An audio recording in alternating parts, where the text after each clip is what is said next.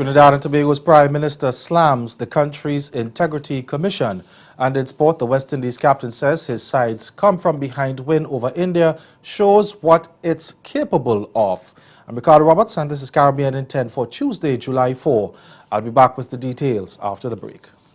Grow your business or promote your event through the services offered by the Caribbean Media Corporation and CaribVision. Our distribution provides a platform on cable, terrestrial television, and websites. We cover carnivals and events from across the region. We can bring your event live and alive to the world.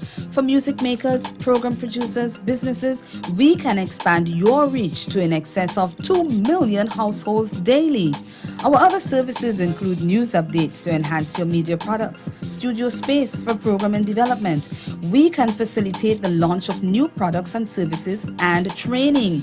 Contact us and we will help you unleash your creative ability, develop products and services, and provide the medium to watch them grow. Contact Loretta Skeet at cmccaribbean.com or call her 1-246-467-1044 or 1-246-253-3889. Call and book your carnival or event today.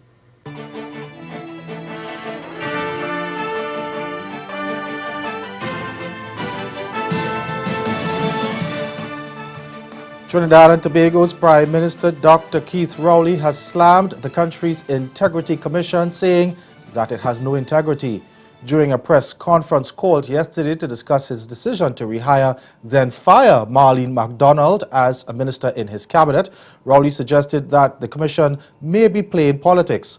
MacDonald was first fired from her position as housing minister in March 2016, but Rowley reappointed her to his cabinet as public utilities minister late last week, only to revoke her appointment on Sunday over a reputed gang leader being her guest at a swearing-in ceremony. During the press conference, the Prime Minister stressed that the Integrity Commission had written to MacDonald exonerating her, but then claimed she was still the subject of an investigation, although it did not say what that matter is. Based on that and his own experience, Rowley was critical of the commission. That in Trinidad and Tobago, unfortunate as it is, there's an Integrity Commission that has no integrity.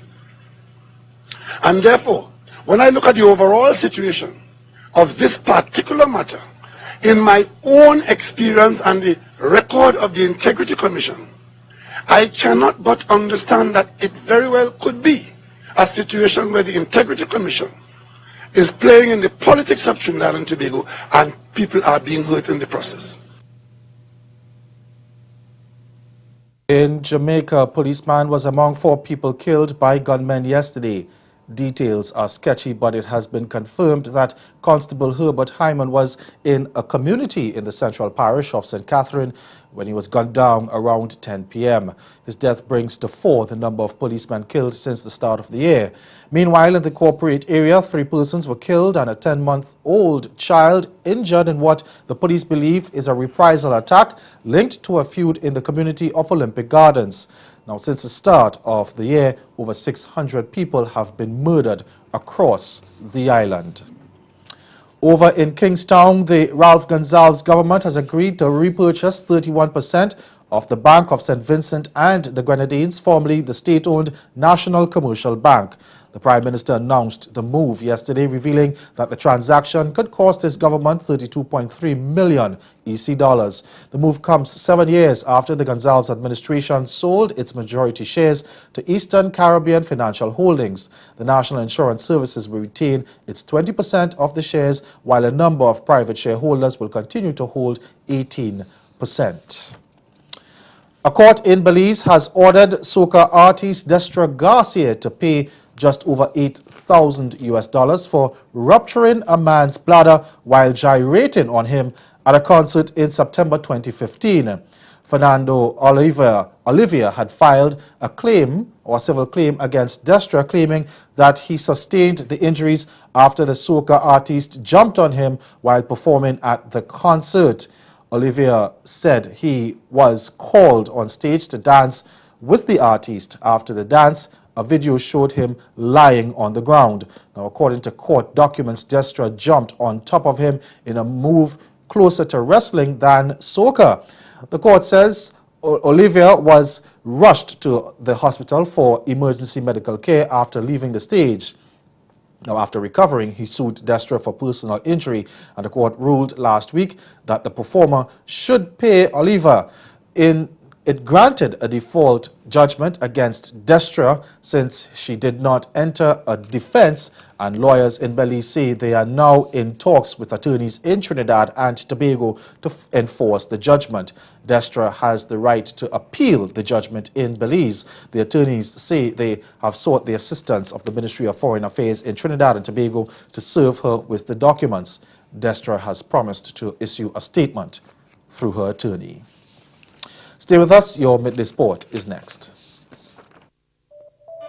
This month on Caribbean Passport, join us as we celebrate Caribbean carnivals, with Antigua and Barbuda celebrating its 60th year and Barbados gearing up for their very own Crop Over Festival. And we also stop into a top Caribbean destination for more on the tourism market. It's all coming up on this station. In this special 21st century show, 3 stories on the world's ocean. Coral crusaders in the Seychelles, plastics pollution, a threat to us all, and saving the Pacific's tuna. 115 islands in the Indian Ocean, and over 1 million square kilometres of sea. The Seychelles, tourist paradise and haven for fish.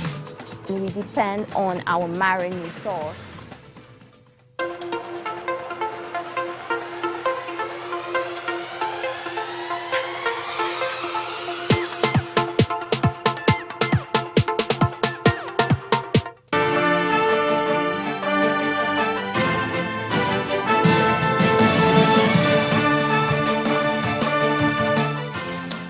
West Indies captain Jason Holder believes Sunday's remarkable come-from-behind win over India is proof of the quality of cricket the Caribbean side is capable of playing. He said his side is still aiming to put together the ideal performance. The Barbadian spoke to the media after West Indies astonishingly defended a modest 189 to beat the Indians by 11 runs and pull themselves back into the 5-match series.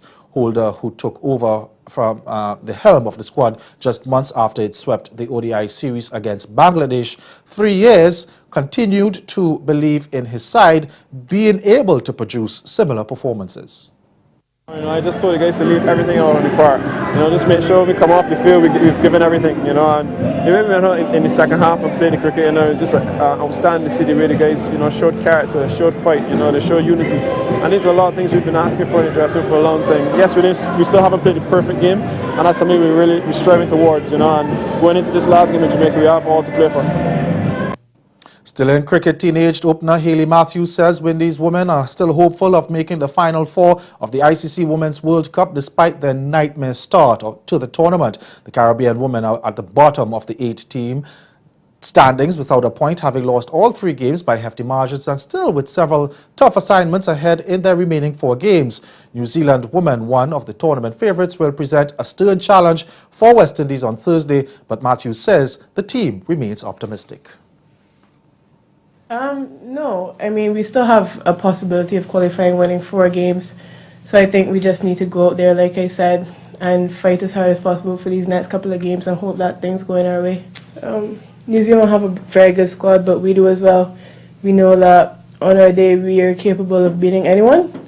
And I believe once we go out there and we perform as well as we know we can and execute our skills as well as we know we can, we will go out there and beat them. That's Caribbean in 10. Good afternoon.